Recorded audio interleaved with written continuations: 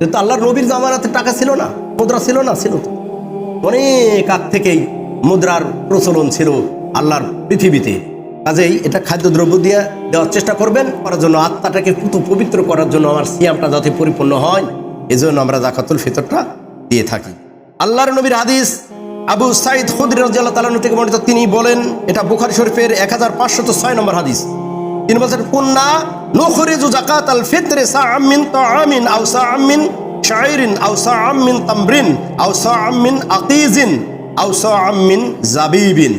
আমরা আল্লাহর নবীর জামানায় যাকাতুল ফিতর হিসেবে একসা খাদ্যদ্রব্য দিতাম এবং একসা জব দিতাম, একসা খেজুর দিতাম, একসা পনির দিতাম এবং একসা কিশমিশ দিতাম। তাহলে খাদ্যদ্রব্য। অন্য বর্ণনা রয়েছে যে খোসাবিহীন জব এবং আটা এবং ছাতু, এটা সেই এলাকার প্রচলিত ছিল যে কিছু কিছু এলাকা ছিল যারা খোসাবিহীন জব খাইত, সেজন্য তাদের খাদ্য হিসাবে খোসাবিহীন জব একসা দিতেন। কোনো কোনো এলাকায় আটা তাদের খাদ্য, প্রিয় খাদ্য ছিল, এজন্য তারা এই আটা একসা আটা দান করতেন। আবার কোনো কোনো গোত্রে দেখা গেছে তারা ছাতু খেতেন, এজন্য তারা একসা ছাতু দিতেন। এই তো হলো ফিতরার নিয়ম, এভাবেই দিতে হবে, আমাদের নিয়ম এভাবে। কিন্তু আমাদের প্রচলনটা উল্টা পাল্টা, আমরা হয়তো বুঝতে হয়তো একটু সমস্যা হয়। আল্লাহ নবী যেভাবে দিচ্ছেন আমাদের সেভাবে দিতে হবে। এটা তো আমার হক না, এটা তো আমাদের কারো হক না, আমাদের দিতে হবে, দিবেন। খাদ্যদ্রব্য বের করবেন, আপনি দিবেন। একজন যদি খাদ্যদ্রব্য না নেয়, আপনি বুঝবেন যে ওই হকদার না, ওই এই প্রাপ্য হকদার না। কিন্তু আল্লাহর নবীর জামানাতে টাকা ছিল না, মুদ্রা ছিল না, ছিল তো অনেক আগ থেকেই মুদ্রার প্রচলন ছিল আল্লাহর পৃথিবীতে। কাজেই এটা খাদ্যদ্রব্য দিয়ে দেওয়ার চেষ্টা করবেন। 2 থেকে 3 দিন আগে জমা করবেন, 2 থেকে 3 দিন আগে জমা করবেন। এটা জমা করে আমারে দেখা যায় যে 15 দিন 20 দিন আগে, অন্যান্য মসজিদে দেখা যায় 15 দিন আগে বা 20 দিন, 10টা রোজা থাকতে আমারে বন্টন করা শেষ হয়ে যায়। এভাবে বন্টন করবেন না, কারণ ওই যে সন্তানটা জন্মগ্রহণ করবে ওনারও তো তুলতে হবে, ওনারও ফেতারা তৈরি। আপনি কাকে দিবেন? হকদারের দিবেন না, হকদার তো আপনার কাছ থেকে নিয়ে চলে যাবে, আর তো পাবেন। এজন্য নিয়মটা মানার চেষ্টা করবেন, আল্লাহ এর মধ্যে কল্যাণ দিবেন। যদিও এখন সবাই বলছে যে টাকা দিয়ে দিতে হবে না, আল্লাহ নবীর হাদিস এগুলো পাচ্ছি, খাদ্য পাচ্ছি, খেজুর পাচ্ছি, কিশমিশ, জব, পনির, ছাতু, খোসাবিহীন জব, এগুলো পাওয়া যাচ্ছে।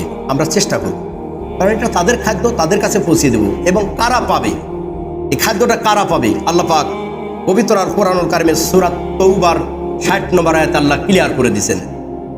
আল্লাহ পাক বলছেন, ইন্নামাস সাদাকাতু লিল ফুকারা। এই সাদকাগুলো হলো 8 শ্রেণীর লোকের জন্য। কয় শ্রেণীর? 8 শ্রেণীর। 1 নম্বর হলো ফকির, 2 নম্বর হলো মাসাকিন, মিসকিন, আমি ব্যাখ্যা করবো সবার। 3 নম্বর হলো আল গারিমিনা, 3 নম্বর ওয়াল আমিলিনা আলাইহা, কর্মচারী যিনি এই মানে যাকাতুল ফিতরাগুলো আদায় করবেন, তহসিলদার যিনি আদায়ের দায়িত্বে থাকবেন, তিনি 1 ভাগ পাবেন। ওয়াল মুআল্লাফাতি কুলুবুহুম, তাহলে 4র্থ নম্বর হলো ওই বেধর্মী যাদেরকে আপনি দিলে তারা ইসলামের প্রতি আকৃষ্ট হবে, তাদেরকে দিতে পারবেন। 5ম নম্বর ওয়াফির রিকাব, দাস মুক্তির জন্য দিতে পারবেন। 6 নম্বর ওয়াল গারিমিনা, ঋণগ্রস্ত ব্যক্তি, অভাবী ব্যক্তি। 7 নম্বর ওয়াফি সাবিলিল্লাহ, আল্লাহর রাস্তায় যারা সংগ্রাম করবে। 8 নম্বর ওয়াবনে সাবিল, যারা পথিক মুসাফির। আল্লাহ পাক বলছেন, ফারিজাতাম মিনাল্লাহ, আল্লাহ এগুলো ফরজ করেছেন। আল্লাহ বন্টনটা কি করেছেন? ফরজ করেছেন এদের উপর।